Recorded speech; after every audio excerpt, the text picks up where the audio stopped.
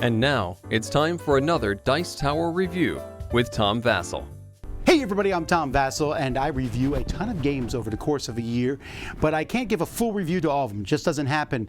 So today I'm going to be giving a quick look at 10 different games that for whatever reason, either because someone else on the Dice Tower has already taken a comprehensive look or will take a comprehensive look at it, or because the game just, you'll see. They're not all necessarily bad, although a few of them are quite terrible. Let's get started with the worst. I'm going from worst to best here. First, we have the Root Beer Float Challenge. This is a bunch of games that includes straws, ping pong balls, and stuff, and essentially you are throwing them into this can. You are using the straws in your mouth. Pretty disgusting if you think about it. Just various actions. It is very, other than making the root beer float can, there's no reason that you should get this game. I don't see any reason. This is just bad game design. All right, then we have Badlands. Now, I wanted to like Badlands. It has a cool cover. It's a future. I mean, the board looks amazing. The problem with Badlands is it has a really terrible rule book to start with. It is this extremely complex game about driving these caravans out and collecting resources so that you can do different things.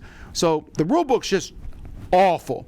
But the game itself is this overly convoluted way to slowly drive out, maybe fight some bad guys, and fight each other a little bit to get a few resources. There's so many rules, and the game feels like this. It's just blah. I was not a fan of it at all. All right, bye, Felicia. Okay, so you have the name of the game. Bye, Felicia. That's the selling point here. This is very similar to other games out there where you'll draw a card that says TV sitcoms or types of birds, and everyone writes down as many as they possibly can, and then you will cross on your turn. You will say one. Anyone else who wrote it down, you both cross it off, and you're still in the game. If you say an answer that no one else wrote down, then you're out. So it's essentially kind of the opposite of categories. Not the first game to do that. There are many games that do it. And then everyone says, bye, Felicia, which is funny, I think, the first two times. Not worth your time, really, unless you really, really want to say bye, Felicia. Back to Tombstone. This is the newest adventure for Mystery House. You know, I really liked Mystery House, where I like looking inside here at the different things. You're looking inside the box and finding them. This is the third section. Mystery House came with two. This is the first one outside of it, and I can't recommend it because it's interesting idea. It's a Western motif, but the translation is really, really bad. That's pretty much it. And also the looking inside, there's a few things here where you have to have incredibly sharp eyesight to be able to see them, in my opinion. I used the hint system, and they're like, look at this. And you're like, okay, I think I can see that if I shine an incredibly huge light and look around the corner of this thing, you might see it. I find problematic, but the translation's the biggest issue. It actually makes it almost unplayable. Then we have Monster Expedition. Mike likes this one a lot. He played it as a solo one. This is a sequel, or the next one in their Carnival Monsters universe. I found this to be okay. This feels like a clunky Las Vegas, where you roll dice and then you use some of those dice to put them out. The mathematicalness of the dice felt like it didn't need to be there. Like, ooh, I'm putting this die rolls higher than this die, but the monsters that I use this die to get are also higher. And it's extremely lucky, especially in a multiplayer game. The cages for the monsters didn't make sense thematically for me. This was just at best. Then we have Save the Meeples. I've had this one around for a long time. I love the concept of it. The Meeples are coming to life, and they either are going to escape to another planet or they're going to fight against the humans. This is overproduced. I mean, it has these trains and rocket ships. It's a really cool game.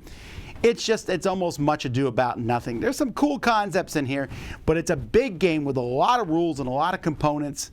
But the game itself is pretty small, scoring-wise and stuff like that. So it's funny and interesting, but not one that I would want to play a ton of.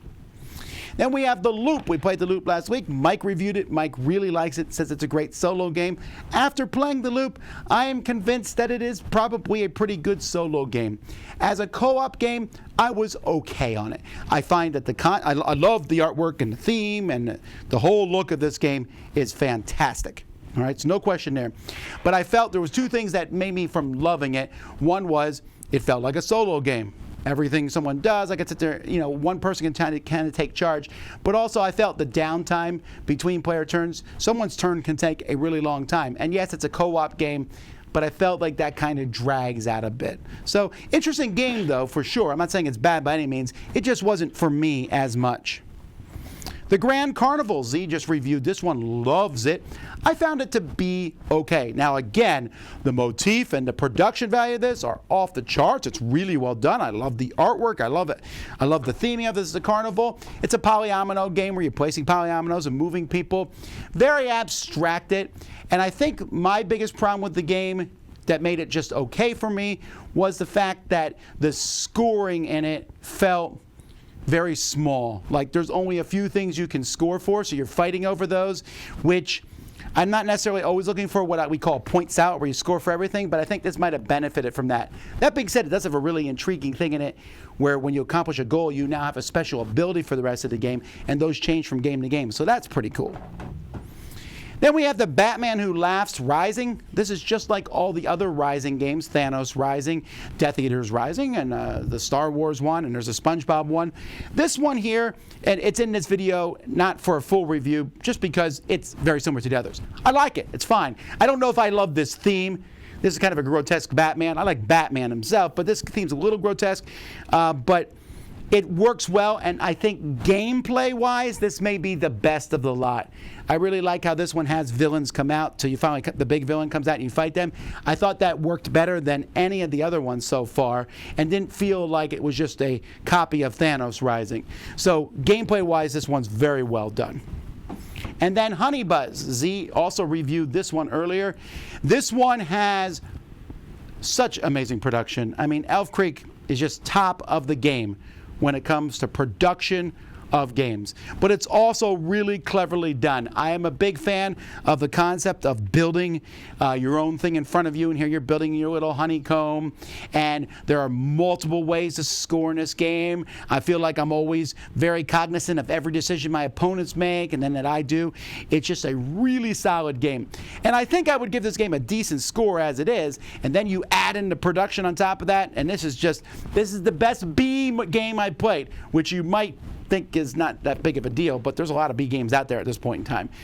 But Elf Creek games, I'm excited about pretty much everything they make after this and their new version of Atlantis Rising. So that's 10 games. That's what I think about them. I'm Tom Vasel. We'll see you next time on the Dice Tower.